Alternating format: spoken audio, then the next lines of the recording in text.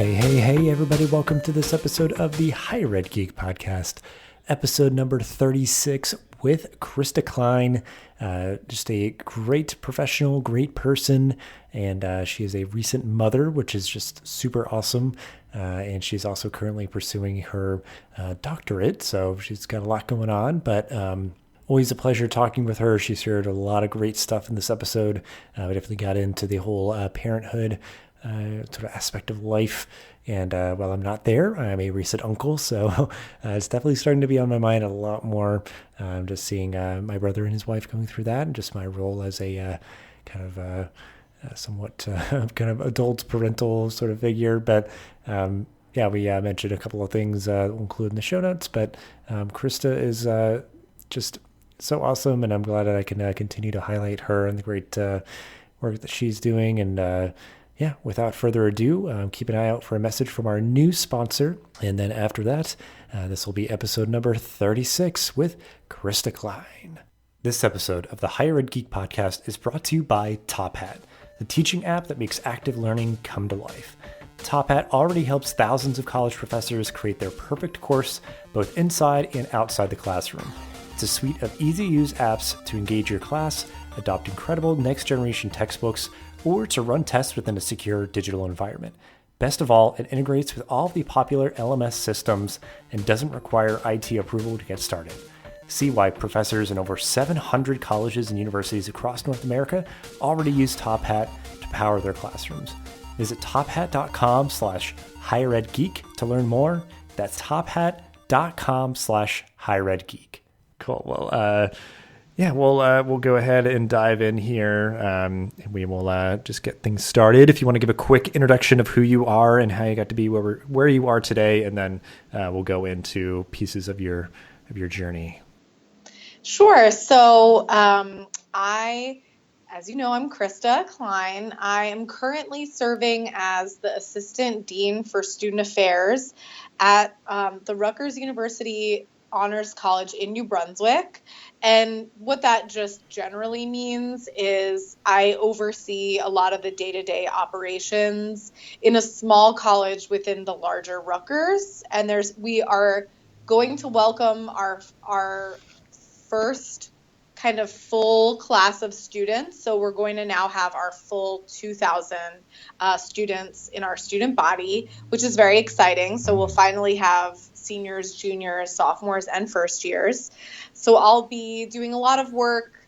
Our building is a residence hall also, so all of our offices are here, and all of the students live in this building in their first year, and then they move out to other places on campus throughout their 4 years. But I'll be working on kind of building traditions, helping to facilitate graduation, and then just kind of all the events and advising that happens outside of the classroom is what I've been able to do now. And I've been doing that for about 3 years. Prior to that, I worked in the Office of Student Involvement and Community Service at Rutgers, where Dustin, you also worked for a little bit. And I had worked there for about 5 years. And prior to that, I got my master's at NYU. I worked at Fordham. I worked at Montclair. So I have kind of in this region, this tri-state area, New York City, I've had a good amount of experiences at different institutions. But as you remember, Rutgers is really my home base, and I went to Rutgers as well. So I've spent a lot of time here and kind of understanding the nuances of a large public research university. Mm-hmm. Yeah, and it's a special place, Rutgers. So it's because I think just the way that it's laid out, and then like during my time there, they're integrating like the medical school, and it's just they really like kind of solidified the kind of State University of New Jersey sort of thing with like Camden and Newark and New Brunswick and medical school and all that kind of stuff. So I guess and we'll get, because I'm very curious about like how you're saying like the Honors College being its own little ecosystem within the greater kind of university community. So we'll talk a little bit more about that. But before kind of just like going kind of chronologically, we'll go, I guess, back a little bit. So, undergrad Krista, the things that you were doing, in your undergrad college experience, like how are those like formative for you, and like what did they give you personally and or professionally that still kind of resonates with you? Because I know often, it's where people kind of find themselves or find the career of higher ed. So I guess what was that experience looking like for you? Yeah, so that's definitely true. I had a little bit of a crossroads type of experience where I was a sophomore. I was really involved, particularly interested in new student programs, so orientation, first year experience work. And I was also a journalism major, interested in sports journalism, and I really wanted to actually be a broadcast sports journalist. And I really like golf, which is kind of, I guess, a geek thing that I geek out on now. And I applied for an internship at the United States Golf Association, which is in New Jersey, surprisingly. And I did not get that internship, but basically that same day, my supervisor for my orientation leader position offered me an internship working for new student programs. So it was kind of that crossroads that led me down the higher education path. But what was really formative for me when I was a junior is that Rutgers was undergoing kind of the first major change and catalyst that has now led to what Rutgers looks like now, which was called the transformation of undergraduate education. And essentially, Rutgers had these smaller colleges that then all merged into one larger college called the School of Arts and Sciences. And we had to merge all of these small college orientation programs into one university-wide orientation. So that was my kind of first look into how colleges work and how organizational change happens. And that actually has led me to almost all of the work that I've done since, which is about organizational change, empowering students to engage in the change-making process, engaging stakeholders, kind of finding students who are marginalized and letting them have their voice, letting them understand that they do matter and they can play a role in all of these major change processes at universities. And it's almost led me to what I'm interested in studying in the PhD program, which is related to organizational change. So a lot of it ties together, which is really nice. It's informed me in that obviously I got involved in that more traditional way of leading me to student affairs, but it also kind of gave me this peek into like how a very complex network institution works. And I really enjoyed that experience as a student, and I wanted to continue working in higher ed from that. Yeah. Yeah, it's a really cool thread that kind of strings through all that you've done. And I know, you've continued with, sort of that mindset, which like you could have gone any route that you chose, or any other person might have gone like a different route, but like with the Honors College doing a lot of that kind of stuff too, which I think is great, because I think that's where kind of the world is right now. A lot of people want to, leave positive impacts in the spaces that they occupy, or, just advocate for, positive progress and everything. But, I mean, that's super unique, because I always just heard about it in hindsight when I was there as a graduate student just for 2 years of like this huge change. And like, there's still, some of the unique parts that make each campus its own, but it's all just the whole networked kind of university, as just Rutgers University. So, that's really neat. And so I guess, if you want to talk more about what you're doing now and kind of the like incorporating like the change making and things that you're doing at the Honors College, and again, just for my curiosity, I guess just like, it's again a very unique kind of ecosystem that you're occupying as like the Rutgers Honors College as its own thing within the university. So, I guess just explore that, and, what do you enjoy most about that current work that you're doing now? Well, you're totally right. It's very unique and different, especially for this large institution, for us to really feel very small.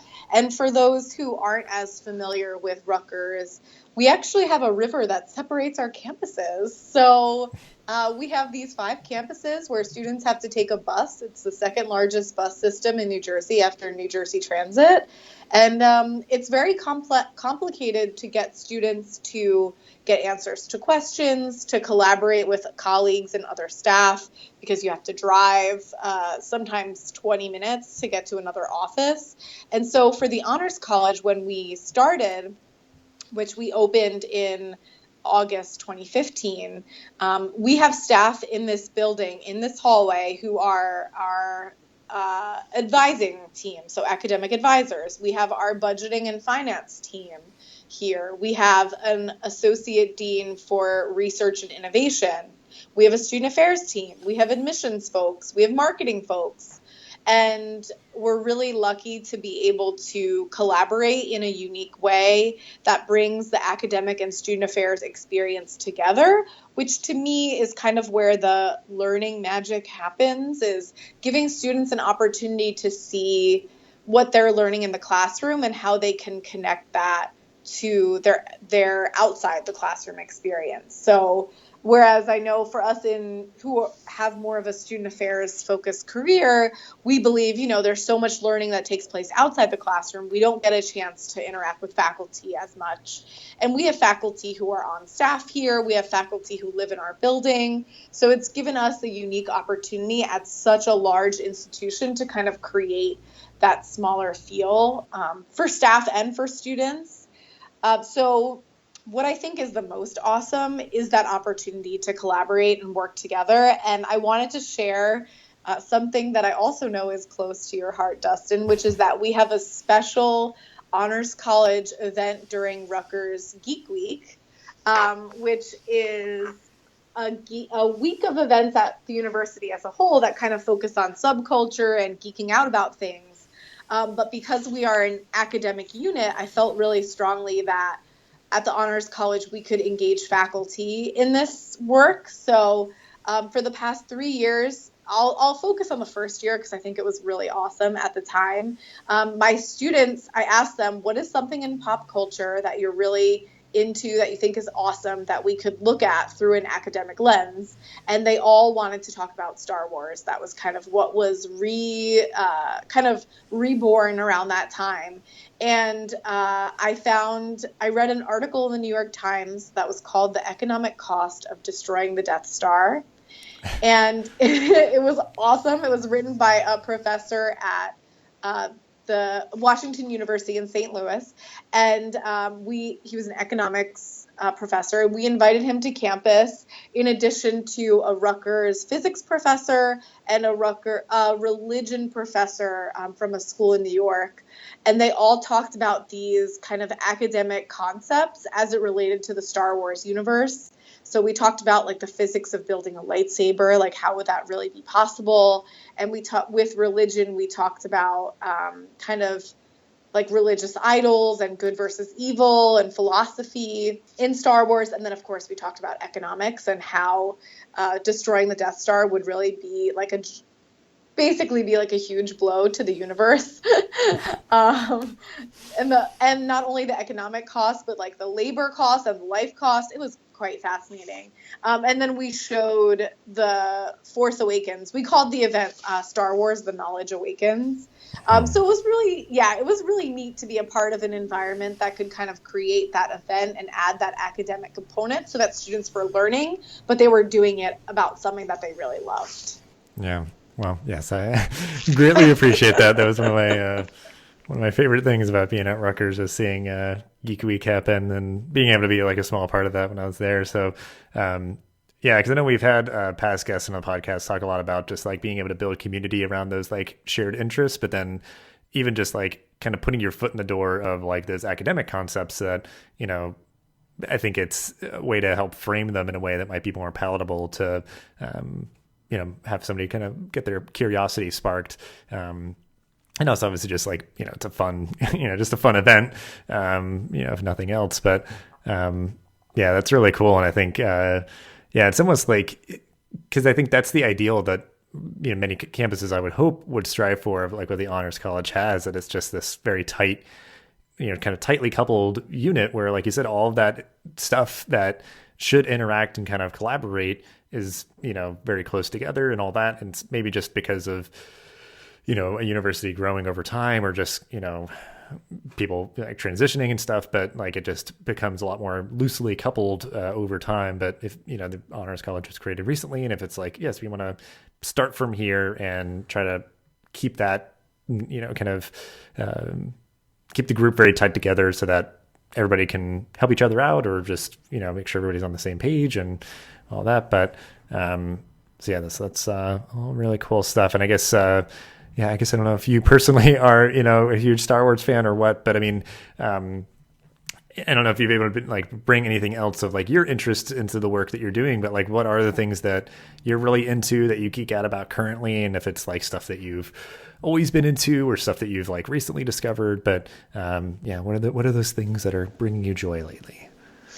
Yeah, I think it's funny because you actually said sparking students' curiosity, and that's part of the Honors College mission. We have 3 core values, which is curiosity, knowledge, and purpose. And so that Geek Week event really helped us to bring out curiosity in students by using that concrete knowledge. So like they could actually learn concepts, but it sparks their curiosity. So I always geek out on just the work that I do. I know that's kind of lame, but I really do enjoy being able to work with students who are like super excited and passionate about learning and are always challenging and wanting to create change like I talked about earlier. So I'm always kind of looking at ways to better engage students in that change making process, whether it's the hard conversations that are, you may want to change all of these things, but you really can't, or it's let's figure out a way that we can change this and make this work. So that's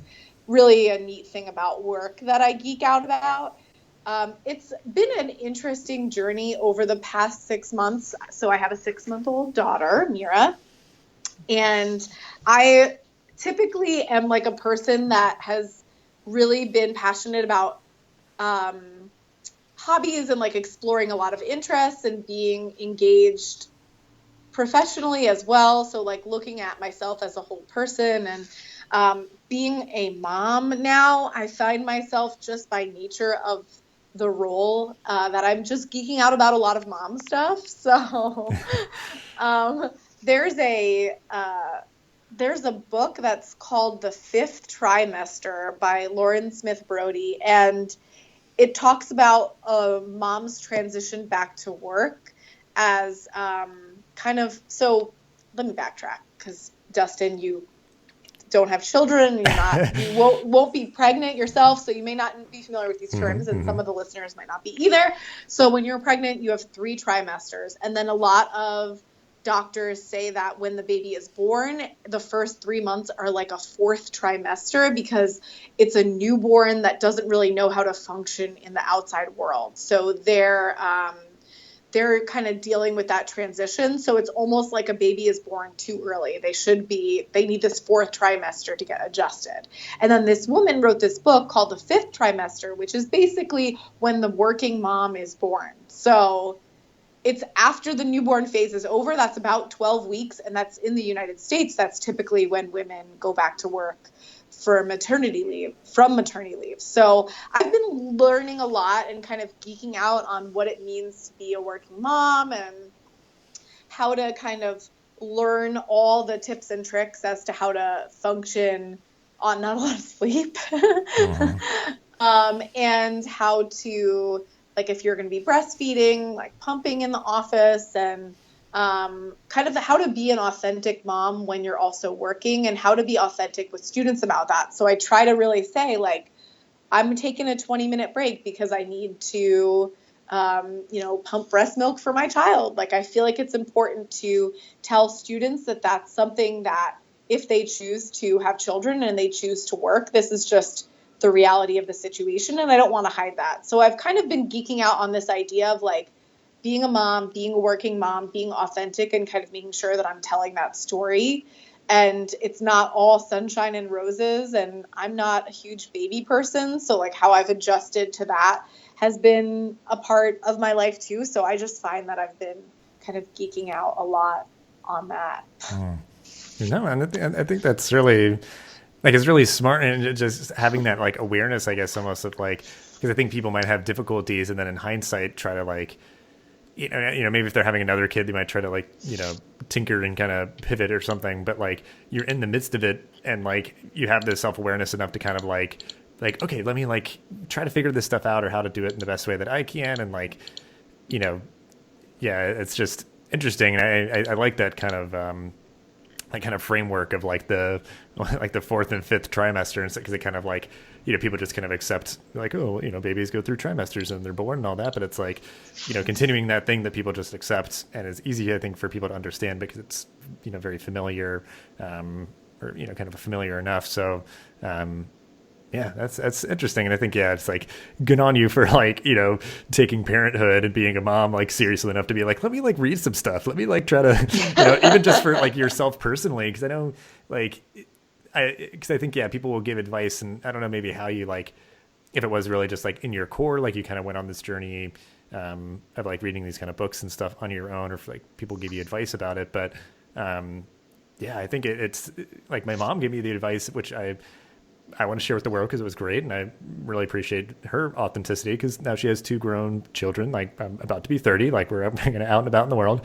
And she was just like, as you're like, getting married and, having your own kids and building your own family, it's like, don't lose yourself in that. Like she's just kind of now like being able to go on her own journey. So it's that idea of like, okay, like what's going on with me? How can I, make sure I'm in a good place to be a good parent and to continue to be the awesome human that I am, that, has brought a life into this world and is still, working and doing everything else. And so, I mean, I appreciate, because again, it's like, a lot of people say, the typical stuff that you're geeking out about, and it's nice to see patterns and how people kind of take Harry Potter's or, Lord of the Rings or whatever. But like geeking out about being a parent, it's like very unique and very cool. So, I appreciate you kind of don't have a choice. It's all consuming. So you do have to geek out about it in some way, but your mom's advice is awesome. That is such good advice. I wish someone had told me that earlier. Because that's been really difficult for me. And I think you can be mindful of that if you do decide to have children, and working with Jen, your partner, just because for a mom especially, I think the identity shift, no matter how much you as a partner want to balance those responsibilities and take things off her plate, there are certain things that are just always going to fall on the mom.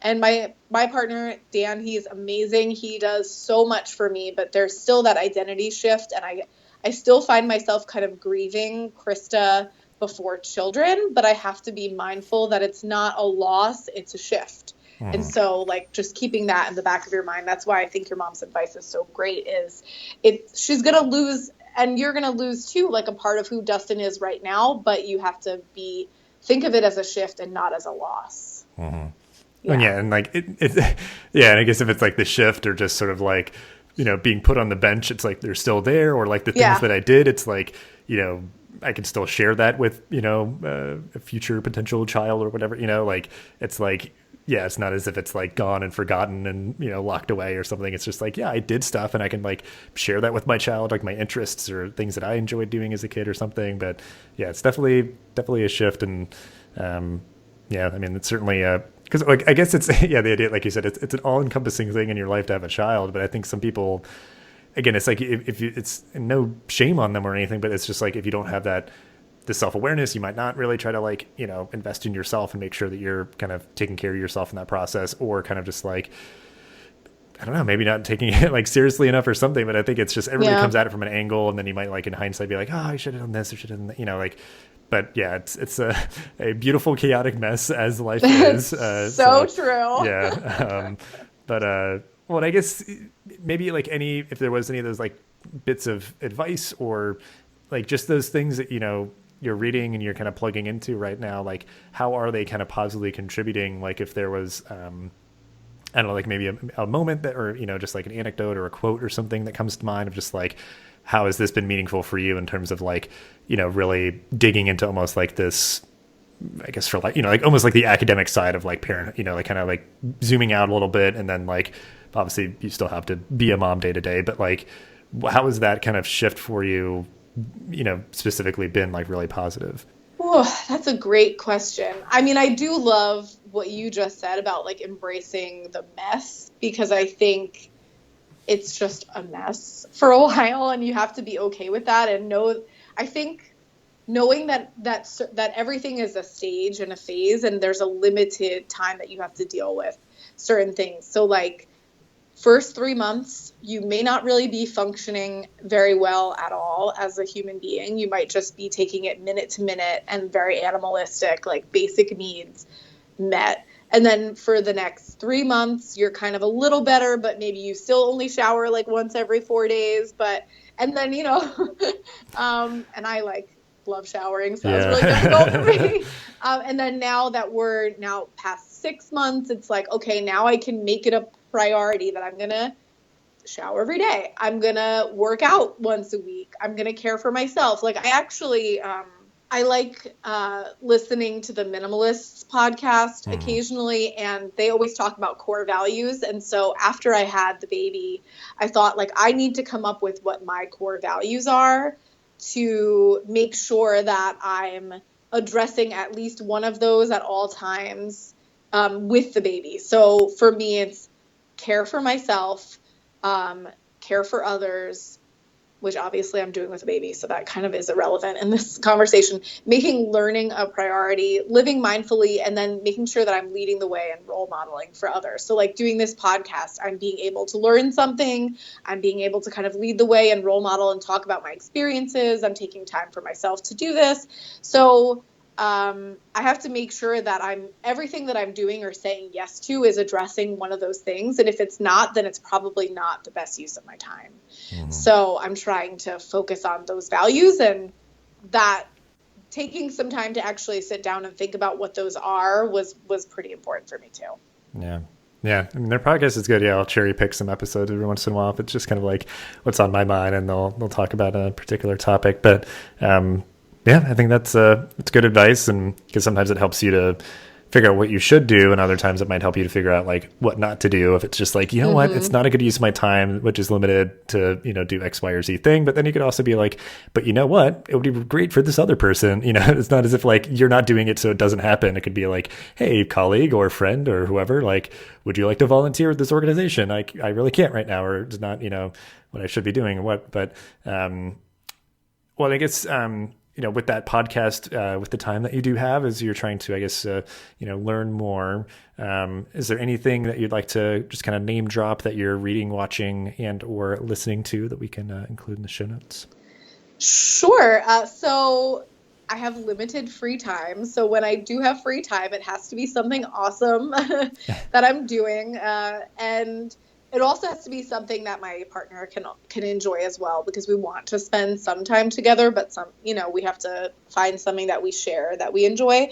So I feel like I'm not sure if I'm late to the party or like slightly ahead of the party or like in the party of watching Schitt's Creek on Netflix. Great comedy, hysterical. I don't know if you've seen it, Dustin, but yeah, it's pretty funny, and I'm now at the point where they're starting to like address some like real issues and social issues. And obviously class is a big topic that comes up, and they're in like a white working class town, and they're from like a high class background. So I look at it from that perspective. And then one of the characters is pansexual. So he doesn't really, he's very open to kind of falling in love in relationships with people of all genders. And so that's been kind of interesting for me. It sounds like you've seen some episodes as well. Yeah, Jen's watched it. Yeah. Yeah, and it's also really funny, so that helps. And then I'm definitely late to the party on this one, but I love the new Queer Eye on Netflix too.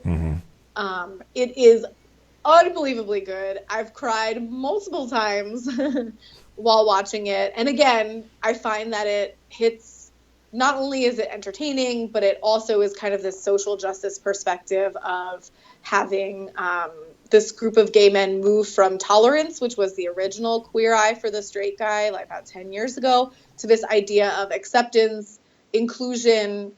They talk about white police officers and black men. They talk about they actually make over a gay man who's not out to his family. And I know they have a new season coming out actually this week, I think. And they're talking about, they're working with a trans person. They're working with a woman. So it's really, the things I guess you could say that I'm into are things that kind of that transcend just entertainment. So I'm always trying to find a way to get something out of the experience of what I'm watching and geeking out on. Yeah. Yeah. I tend to look at everything with like a critical lens. And sometimes it's like, it's just kind of check your brain at the door kind of entertainment. And you kind of accept like, okay, it's not going to be the best, but yeah, it's like, I think the best stuff or the stuff I enjoy the most does have like, like it's not completely tone deaf. It's smart. It knows what it's doing. It's advocating for stuff that matters and trying to normalize it. So, and I like that idea of like, these are the things that you are spending your limited amount of time on. So it's like, this is a full endorsement. It's not just like, no, I'm just kind of like into this stuff or whatever. It's like, I'm choosing to watch these shows. And I think both of those are great shows to recommend. And, to just like share with your partner and just kind of unwind and, but still have kind of like an emotional resonance and just that critical point of view. But, so yeah, we'll wrap up the episode here on the optimistic note that I like to end on here. So what are you like some thing or things that you are looking forward to in your job, life, and or the world?